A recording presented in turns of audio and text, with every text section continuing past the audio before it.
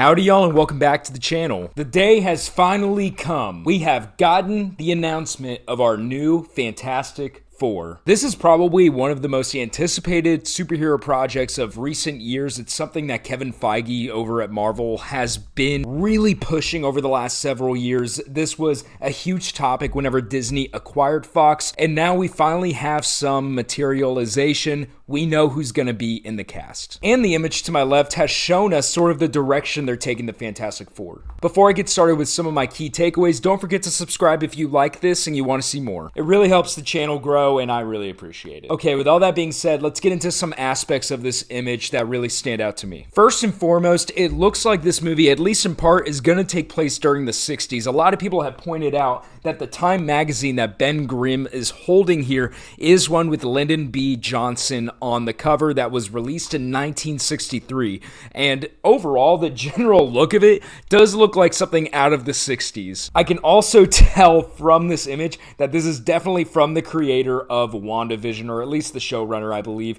It looks like he's keeping the same sort of vibe that he had in part of WandaVision, which I'm all for. It's been heavily rumored for a while that maybe the Fantastic Four has already existed in this universe, but they just haven't been around. I wouldn't be surprised if they had this take place in maybe an alternate universe and maybe they get spit out into ours.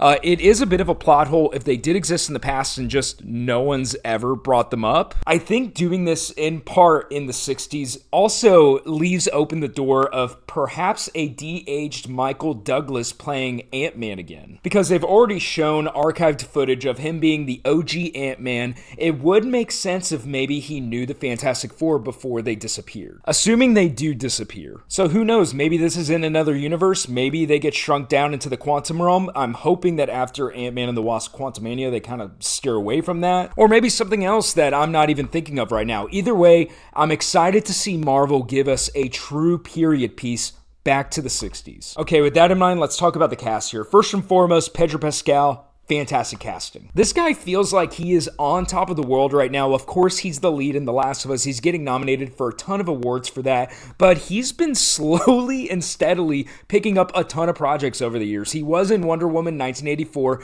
which I know wasn't very well received, but it's still a big budget movie. He obviously played the Viper in Game of Thrones. He plays Mando in The Mandalorian, and he's becoming many people's favorite actor. So for Marvel to kind of hinge this franchise on him, I think is a really smart move. There were a lot of other actors rumored to be Reed Richards here. They had at one point Adam Driver lined up, the guy from You, whose name I can't remember off the top of my head. Matt Smith from Doctor Who was rumored there for a while, and I feel like if the rumors come out about those guys, there's probably a little bit of merit to it, but ultimately, I think they landed on the right actor here. He has shown with his work over the years that he has the range to do whatever you want him to do with this character. He can be action heavy, he can act smart, he can maybe even be a little bit nerdy. And right now with Marvel in the state that it's in, because let's face it, it's been stronger in the past, I think the decision for who Mr. Fantastic was going to be was very important. This person could very well be the leader of the Avengers moving forward, and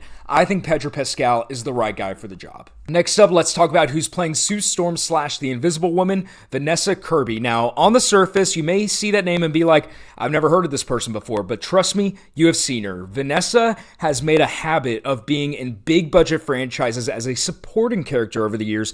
She plays, I believe, the White Widow in the Mission Impossible franchise.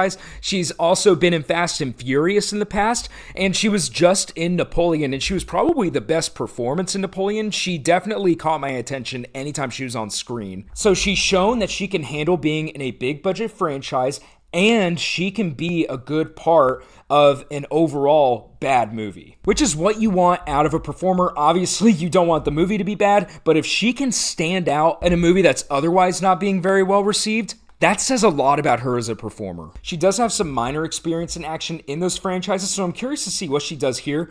But I'm overall really happy with this pick too. I think it's that perfect balance of an actor that's recognizable to people, but they don't know her for just one role. this could be that role. Next up, an actor who I am becoming more and more excited about, Joseph Quinn, who famously played Eddie Munson in Stranger Things. I was just talking about this guy the other day, and now as soon as I post a video talking about his future in A Quiet Place as well as Gladiator 2, he gets casted in the Fantastic Four. I have never seen an actor spur one role into 3 major movies and a humongous franchise. It truly shows how iconic he was in Stranger Things. But you know what? While I haven't seen him in much, I love his work in Stranger Things, and I think it says a lot about him that he's already going to be in A Quiet Place day 1, I almost forgot the title, and of course Gladiator 2. So they didn't just give this to him off of one role. Clearly Marvel really believes in this guy, and I'm pumped for him. We may have just seen a star rise from one role. That's something truly special. I am a fan of the Chris Evans Human Torch back from the 2005-2007 movies, so we're going to see how he stacks up next to him, but you know what? I think he has a lot of potential here. Lastly, the guy who is playing Ben Grimm / The Thing, forgive me if I mispronounce his name, Ebon Moss-Bachrach. You may recognize him from The Bear. If you've seen that show, I'm like 5 episodes into that. I'm not going to lie to you guys. I have a hard time getting into it. I will muscle through because too many people say it's one of the best shows on television.